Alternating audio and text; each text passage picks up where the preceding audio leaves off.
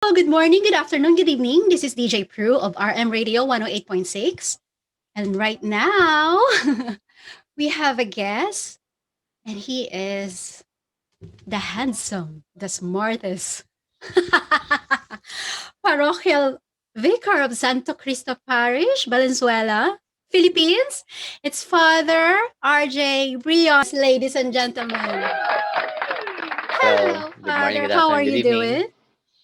I'm just fine, doing all right. Wonderful. So far, how was it over there? Do'n po sa COVID and stuff? It's really been tough and challenging, especially for churches. It's Right. not really easy for us to, relate with people, especially these times that we have to be physically distanced with one another. Right.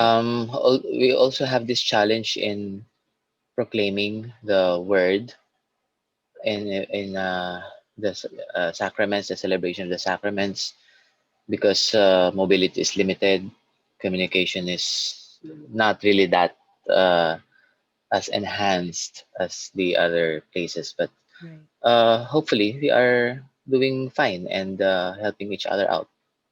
Right.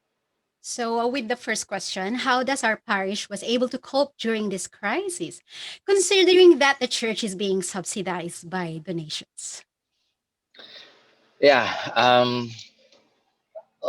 we are really in a dearth of funds, Mhm. especially when our objective is to help the people, especially those who lost their jobs, those who are not able to fend for themselves, especially in the first weeks of the pandemic.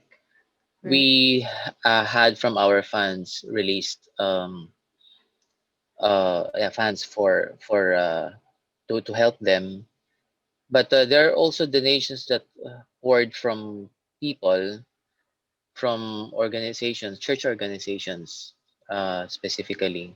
Mhm. We have this. Actually we were able to help uh, quite a lot of people, for that matter, because Mm. there is this Caritas Manila, Right. uh, a generous businessman.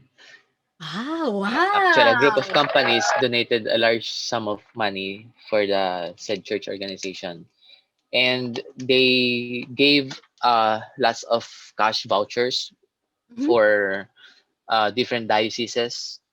Our parish is so blessed to have received a lot of them, because we Mhm. were able to uh, mobilize our staff, our volunteers, to give those vouchers to people and make corresponding reports Mhm.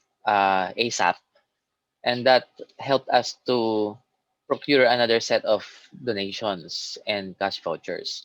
So people would be receiving those check vouchers or cash vouchers, and then they will be able to purchase food from the grocery using those vouchers. And those were given free. Uh, Oh, wow! that's I why we love would it. like also to thank the generous heart of Um, Caritas Manila, and of course their benefactors. Uh, maraming salamat, kasi kahit yung local government unit namin, they were so happy. They did not expect it at all.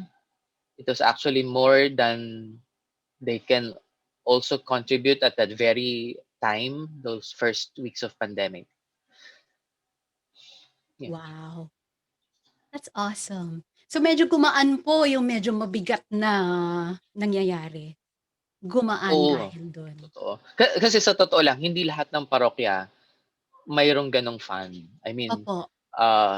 most parishes, uh, they just operate, and I mean, wala silang excess funds. Ay, meron man kami, pero we try to use it prudently. Pero pagka ganito kasing pandemic na mas mahalagang mapakain yung nagugutom dahil wala silang pangpakain sa sarili nila, it has been our parish's priority to provide for their basic needs when they cannot do so for themselves. Opo, wow, opo, panalo. Eto naman po yung pangalawa. Inspirational talk po to be more resilient now that the virus is being mutated.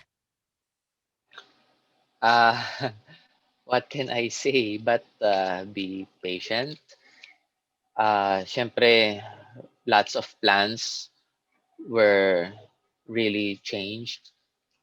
Madami tayong mga dapat plano projects pero lahat nahinto.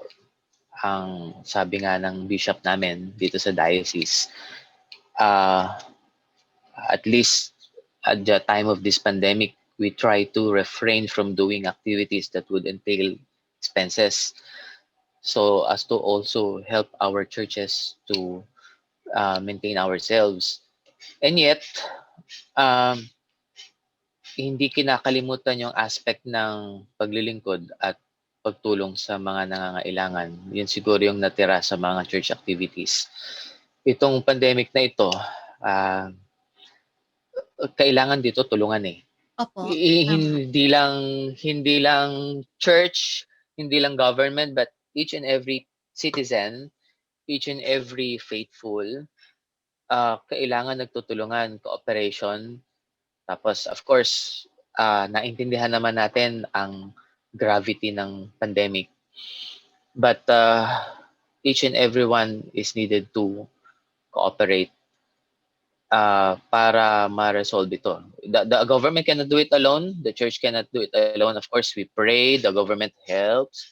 Pero individual cooperation is really uh, a priority. That yun talagang makakatulong dito ng malaki yan. Mabuti naman po. Magandang marinig po yung mga ganyan eh, lalo na ngayon. For the youth po, who used to be explorer but now being trapped in their houses. And final message po sa community. Ayan, ang bilis natin na panalo. Okay lang. Sa mga kabataan, um, malaking challenge. Kasi for example, dito sa vicariate namin San Diego de Alcala sa Valenzuela City, I chair the uh, Commission on Youth dito sa Vicaria. So I coordinate with youth leaders in 11 parishes in our vicariate. And it has really been a challenge. Mm, They cannot see each other physically. They cannot meet. Ang mga kabataan, very dependent sila sa mga activities eh. I mean, Opo, buhay ang mga kabataan pag merong mga activities. You stop the activities, you also stop the youth from being alive. right. Yan po ang Yan man challenge. ay sa SK, Sangguniang Kabataan, sa Opo, barangay level, or yan man ay sa Commission on Youth sa parish level. Kaya what we did in the months during this pandemic, we try to meet even at least sa Zoom. opo, ayan, Kasi Zoom. kahit yung mga activities, yun nga, sabi nga ni Bishop, activities that would entail expenses, we refrain from it. Eh, we try to meet in Zoom, pero most ng mga kabataan din find it hard because they are trying to study online. Some youth work online. Opo, Kaya ang studies ngayon online very challenging din because opo, uh, opo. it needs more time. Totoo po Mas yan. time consuming ngayon ang mag-online studies. Tapos yung mga actually have lots of youth leaders who are teachers. Uh, they too much demand ang nire-require sa kanila ng kanilang work ngayon that they are doing it online. Kaya medyo mahirap. Yung mga Zoom meetings namin mga kabataan, it is more of like kamustahan. Right. Kinukumusta ang mga kabataan. They have activities, projects online like Teze, online Teze. Last October, we did an online rosary Mm, led by youth leaders. We did music video uh, I just forgot where we can find the link. Music video of youth singing and passing the cross to each other. Yung mga ganong effects Opo, na wow. yung mga tipong goal namin madaming views, madaming Opo. likes, yung mga ganon. There is actually one contest in the diocese for vicariates na ganon, gagawa ng parang short film, Right. tapos padamihan ng views, padamihan ng likes. Oh, that's fun. Meron gano'n. Kasi Actually, our competitive po. vicariate bagged one award for that most views, I think. Kasi madami sa mga kabataan dito sa Valenzuela ang hooked up sa internet. Wow, panalo. Tapos, yun, yun siguro it's up to the creativity of the youth. Tama How po. they can how they can do activities without physically seeing each other, being with each other. It's up to their creative. Kayang-kaya ng mga kabataan yan, they are creative at their age. They have lots of ideas, they are resourceful, kaya the pandemic can not really hinder the youth from really doing something pa. Tama po, panalo. Yan ang advantage sa mga kabataan eh. Kaya tayong medyo mga may edad na, Aray ko. ah, Dahan nagpapatulong din tayo sa kanila. dahan-dahan lang po, Father, masakit siya. Kasi kahit itong mga ganitong medium sa simbahan 'pag nagmimisa, 'di ba, naka-online ang mga masses, Opo, mga kabataan din naman ang gumagawa nun, eh. Kaya at least dun sa part na yon, they also help sa church. They also help para mas maraming makasimba kahit sa TV, kahit sa Facebook. Iyon, kaya maraming salamat din sa mga kabataan. Kahit busy sila, kahit na nahahadlangan sila, nag-iisip pa rin sila tama po. kung ano yung kaya nila, ginagawa pa rin nila para sa ating simbahan, para sa mga tao. Kaya maraming And maraming final salamat. message, uh, magtitiis, siyempre. Um, ito namang pandemic na ito, kahit matagal, lilipas din naman to eh. Tama po. Matatapos din to. Kaya we should not lose hope. That is one thing that we should not, ever not lose, yung hope. Dahil meron tayong hope, dahil meron tayong pag-asa, we continue to move on and move forward. We do not just stop, be sad, and feel helpless.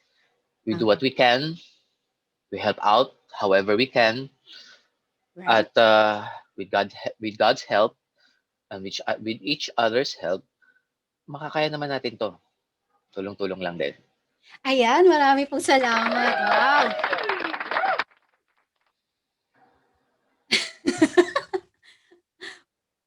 Wala po akong masabi. Maraming maraming salamat po. And thank you din po kay Kuya Joey and kay Sister Juby Barasona, head servant po Yan. ng Santo Cristo Parish Charismatic. Yes. And happy anniversary po. 40 years na sila. So Yeah. happy Happy anniversary. anniversary once again. Father, quick thing.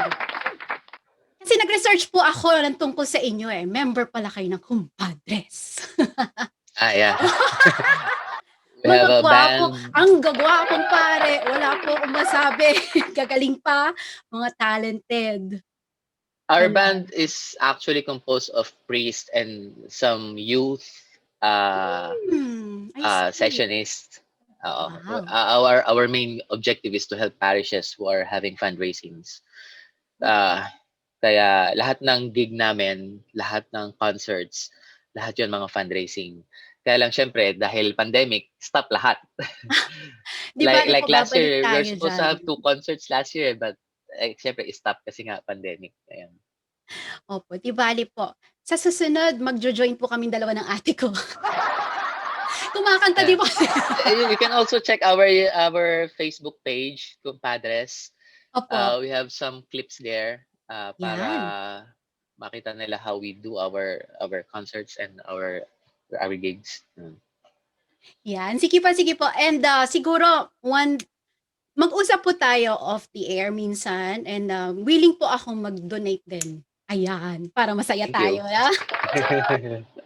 Ginagawa ko naman po talaga yun eh. Pag birthday ko po, kasi may kaibigan din naman akong madre. So, nasa Bicol naman siya. So, pag birthday ko, Mm. may activities ako doon. Nagpapakain ako ng mga bata.